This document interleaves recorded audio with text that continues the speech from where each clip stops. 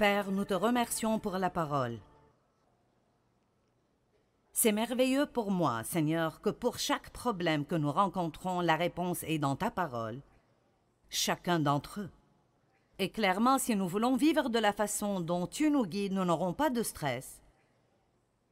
Alors nous avons besoin que tu nous parles ce week-end et tu nous aides à comprendre les changements que nous pouvons faire par ta grâce, qui nous aide à vivre dans la paix. Au nom de Jésus. Amen. Eh bien, le stress est la maladie du siècle. C'est un business de plusieurs milliards de dollars. Le traitement du stress, le remède pour le stress, que ça vienne du fait de payer un psychologue ou de différents médicaments ou livres ou cours de gestion du stress ou séminaires ou quoi que ce soit. Vous avez vu comment vous avez réagi? Et quand j'ai dit au groupe de louanges ce que j'allais enseigner, ils ont tous dit « Oh, nous allons vraiment écouter ce week-end. » Et alors, je pense sûrement que nous comprenons tous que ce n'est pas la volonté de Dieu pour nous de vivre sous pression et avec du stress tout le temps. Combien d'entre nous comprennent que ce n'est pas la volonté de Dieu, d'accord? Et donc, c'est une maladie de notre culture. Mais même si nous vivons dans une culture, ça ne veut pas dire nécessairement que nous devons adopter cette culture.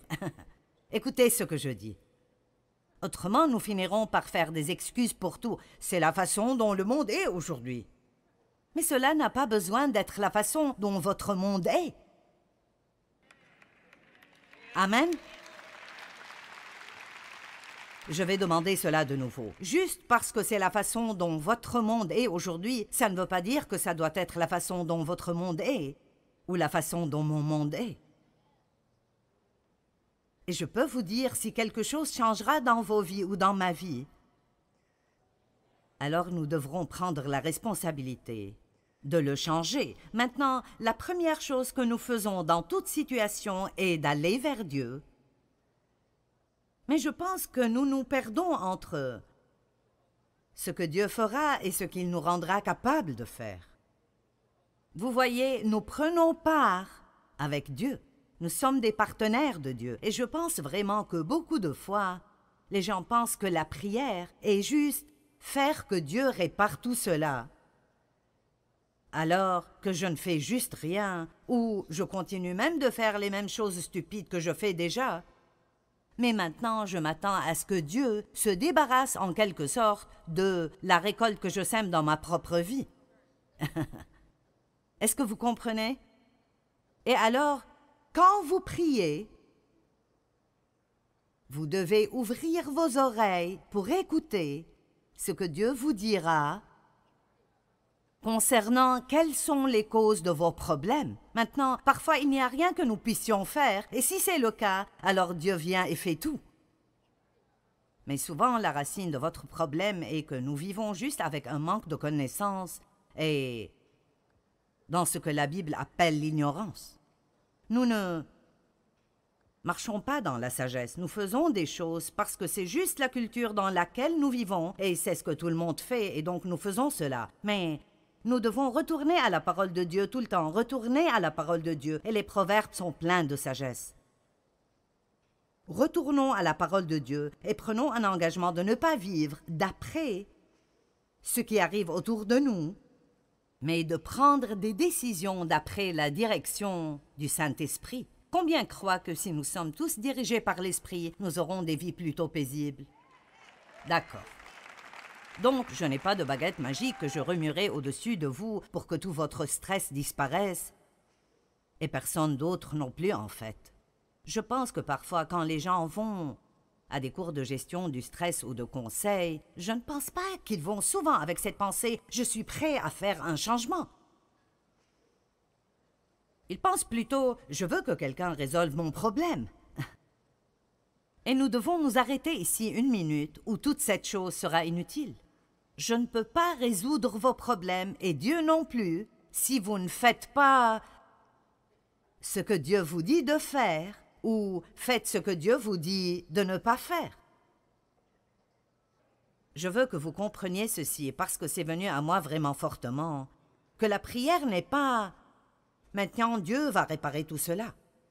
Je veux dire, il y a tellement de fois où c'est ce qui arrive parce que peut-être que vous faites déjà ce que Dieu vous demande de faire et maintenant Dieu doit faire sa part. La prière n'est pas juste parler à Dieu. La prière, c'est aussi écouter Dieu. Et Dieu répond bien. Il ne parle peut-être pas exactement comme nous le faisons, mais Dieu communiquera avec vous de plusieurs différentes façons. Dieu vous parlera aujourd'hui à travers ma voix. Si vous écoutez, il parle à travers la parole de Dieu. Il parlera à travers un petit enfant. Dieu parlera à travers une circonstance. Je veux dire, il parle de différentes façons. Et nous devons prier et obéir. Il n'y a pas une seule personne dans cette salle ou qui regarde à la télévision qui ne peut pas échanger une vie de stress contre une vie de paix. Si vous êtes prêt à ne pas juste avoir une formule magique, mais à vraiment commencer à arriver à la racine de certains des problèmes à cause desquels vous avez du stress, et vous devez alors être prêt à faire les changements qui doivent être faits avec l'aide de Dieu. Je le dirai encore et encore, sans lui, nous ne pouvons rien faire. Mais je pense que c'est aussi sûr de dire que sans nous, il ne fait pas grand-chose. Hein? Je ne sais pas. Es-tu sûr que c'est dans la Bible? Oui, je suis sûr de cela. Ce n'est peut-être pas dit comme cela, mais Dieu nous dit d'oublier nos soucis et pas nos responsabilités. Il nous utilise, il travaille à travers les gens. Alors je prie pour découvrir ce que Dieu veut que je fasse, ou s'il n'y a absolument rien qu'il me dit de faire, alors je m'attends à ce qu'il le fasse. Mais nous devons comprendre que la vraie prière n'est pas juste de nous attendre à ce que Dieu fasse tout, alors que nous ne faisons absolument rien.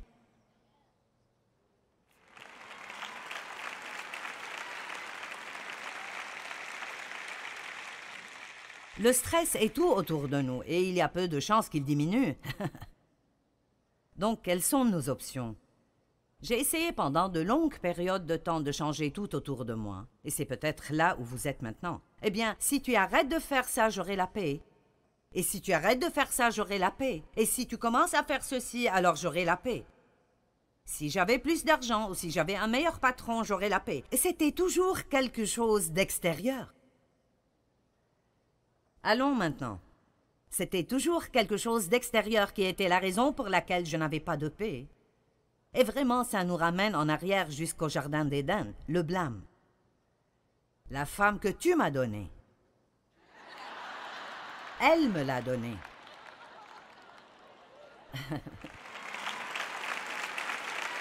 Excuse-moi? Je pensais que les hommes voulaient être à la tête de la maison.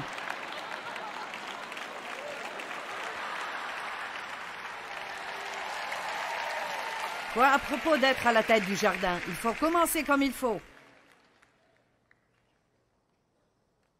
Ne vous inquiétez pas, je continue. Mais tant que nous ne quittons pas de cette notion que, eh bien, tu sais, je veux juste de la paix et tu voles ma paix. Et si mes circonstances changeaient, j'aurais plus de paix. Vos circonstances, je ne veux pas être décourageante. Vos circonstances changeront peut-être, mais vous en aurez d'autres. Hein?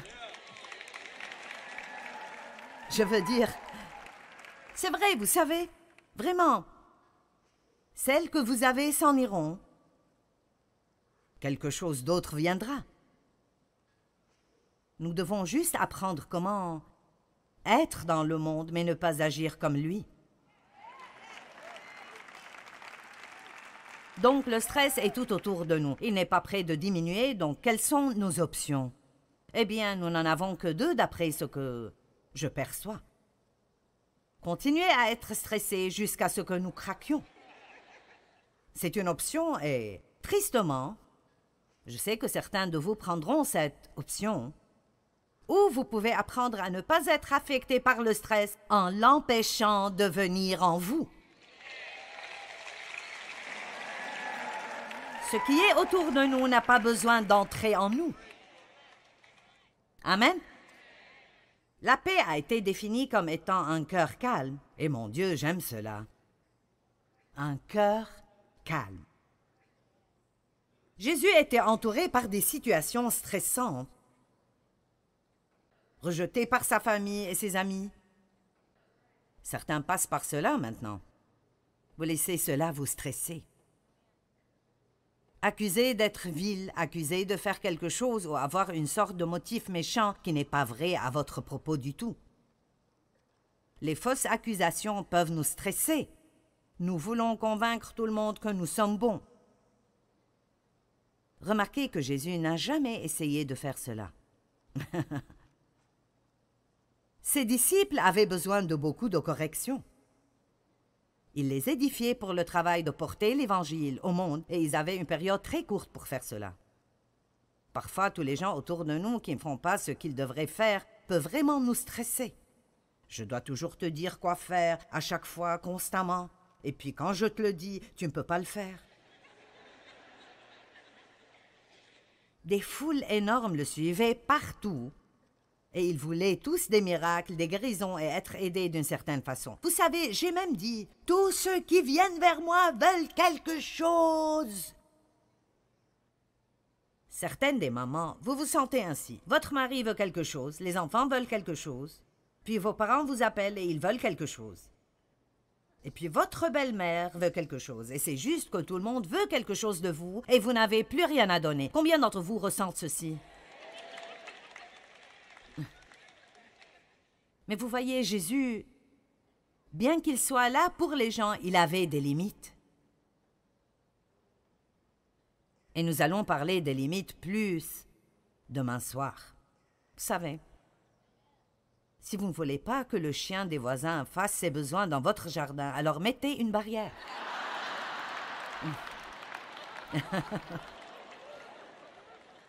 Amen. Et cela veut dire que nous devons...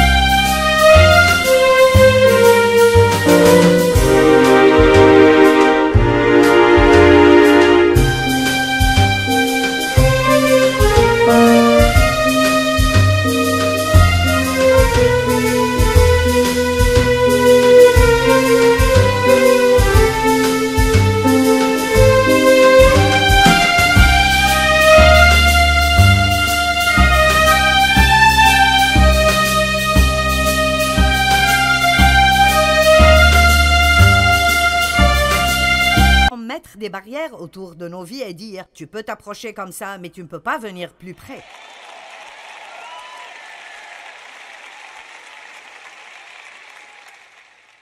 L'un de ses disciples l'a trahi pour 30 pièces d'argent.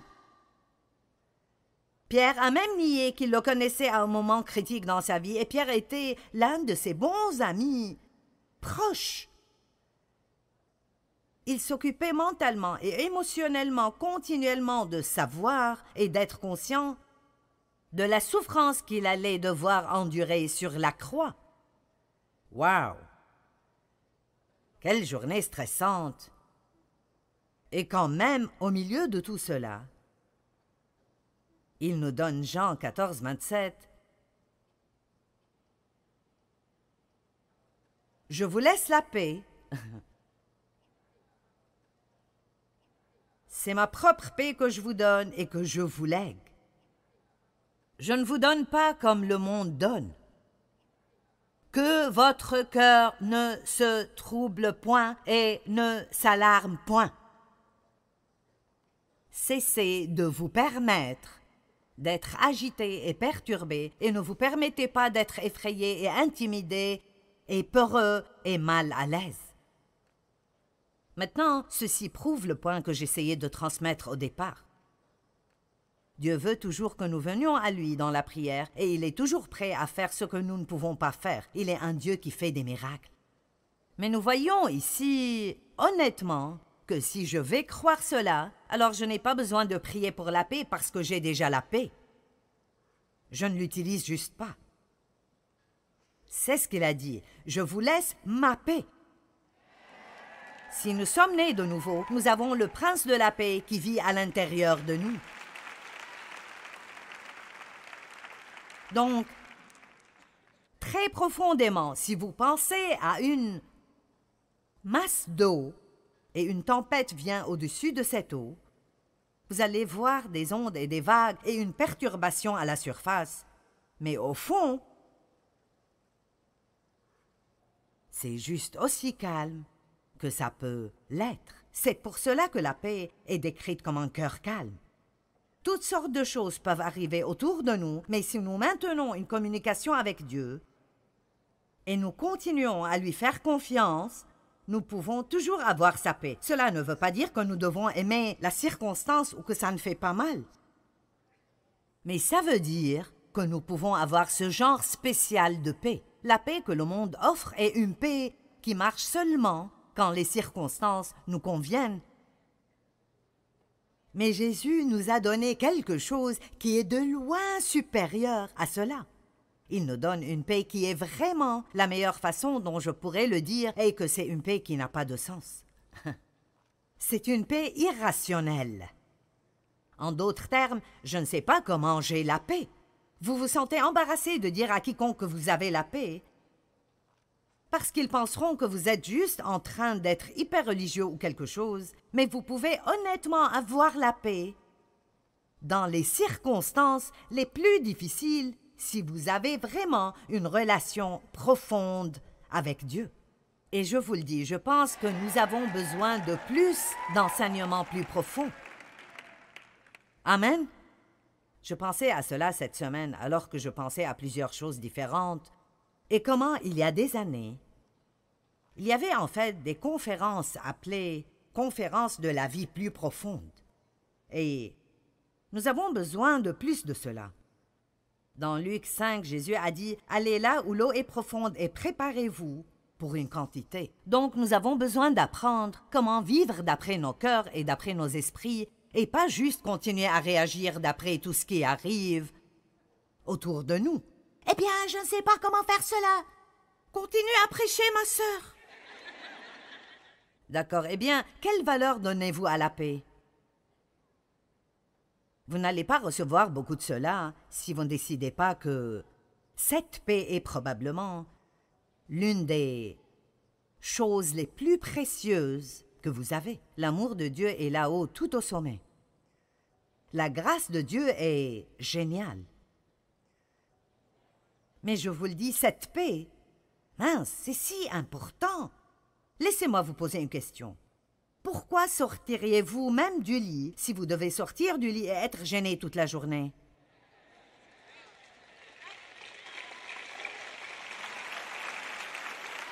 Et c'est pour cela que certaines personnes qui sont déprimées n'essayent même pas de sortir du lit, parce qu'ils ne veulent pas faire face à un autre jour. Mais ce n'est pas la réponse. La réponse n'est pas de se cacher de la vie. Ce n'est pas d'éviter vos problèmes. C'est d'apprendre comment s'occuper de choses comme Jésus s'occupait des choses. Laissez-moi partager ma marche de stress avec vous pour que vous sachiez que je sais ce dont je parle. D'abord, j'ai été sexuellement abusée par mon père. Pendant plusieurs années, j'ai épousé le premier homme qui est venu, juste pour échapper. Et il était un arnaqueur et un vrai escroc, et a fini par aller en prison pour vol. Et c'était un cauchemar de 5 ans ajouté à un cauchemar de 18 ans. Donc là, j'avais 23 ans, et je suis dans un mauvais état. C'est étonnant combien de personnes paraissent bien de l'extérieur, mais ils sont mal en point. Amen. Et je pense qu'ils ont créé le mot dysfonction pour moi, vous savez. C'est pour cela que je suis si radical concernant la parole de Dieu, parce que c'est ce qui m'a changé. Et non seulement la lire, mais la recevoir, l'aimer, lui obéir. Et ça a été une aventure de 40 ans, mais laissez-moi vous dire, la parole de Dieu travaillera dans votre vie si vous ferez tout ce qu'elle vous dit de faire. Et ne me dites pas ce « je ne peux pas ». Parce que tout ce que Dieu nous dit de faire, il nous donnera la capacité de le faire si nous le voulons.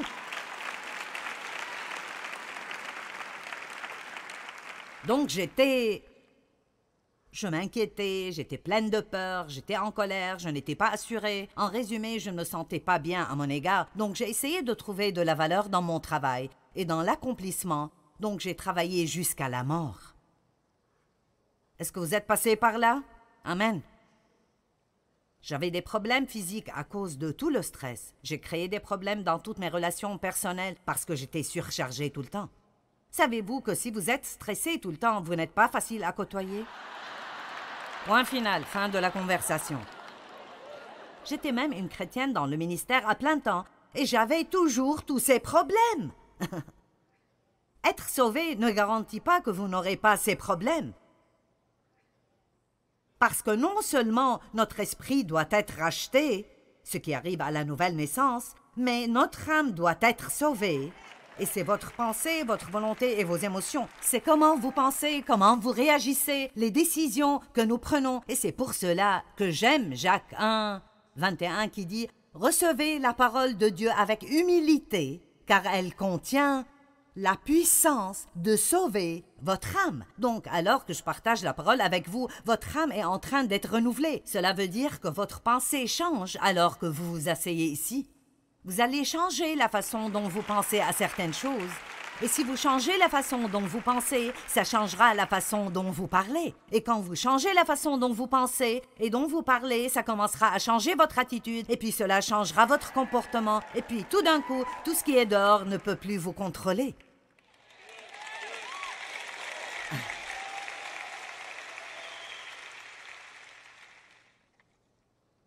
Après plusieurs années de tourments,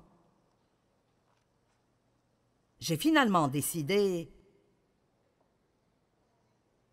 que j'allais avoir la paix à tout prix. Et je veux m'arrêter et dire que Dave était un grand exemple pour moi. Et si vous êtes l'une de ces personnes très paisibles et vous pensez que vous n'avez pas vraiment besoin de cela parce que vous n'avez pas de problème de stress, vous en avez vraiment besoin parce que vous côtoyez des tas de personnes qui en ont. Et vous ne les comprenez probablement pas non plus. Vous dites, quel est ton problème? Pourquoi te fâcherais-tu à ce propos? Pourquoi t'occuperais-tu de cela? Eh bien, ils sont comme ça. Mais vous voyez, Dave était un grand exemple pour moi. Que je pouvais avoir la paix parce que je venais d'un endroit où je ne savais même pas ce que c'était. Combien d'entre vous ont grandi dans une maison et une atmosphère colérique, violente et outrageuse, et vous ne saviez même pas ce à quoi la paix ressemblait? Je ne savais pas ce que c'est. Quand je commençais à avoir la paix, ça m'ennuyait. Et comme c'est stupide, j'étais vraiment ennuyée. C'était comme...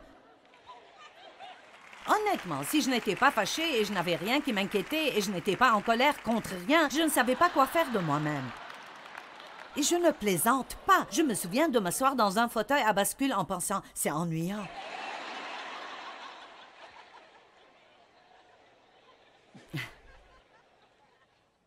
Si vous allez vraiment sortir avec ce message, vous allez devoir passer par un choc culturel.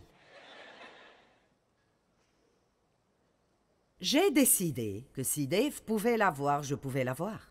Si quelqu'un pouvait l'avoir, je pouvais l'avoir.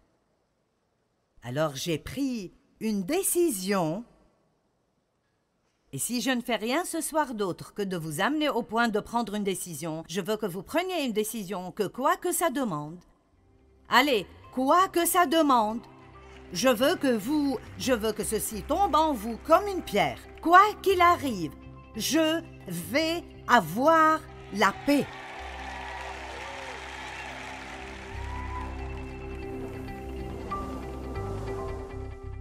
Vous ne devez pas vivre surchargé et stressé.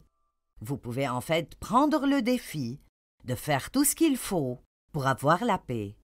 Et l'une des façons de commencer est de reconnaître que Jésus vous a déjà donné la paix. Vous avez la paix en vous. Vous avez juste besoin de l'exercer et y accéder. Dans Jean 14, 27, il a dit « Je vous laisse ma paix. C'est ma paix parfaite que je vous donne. »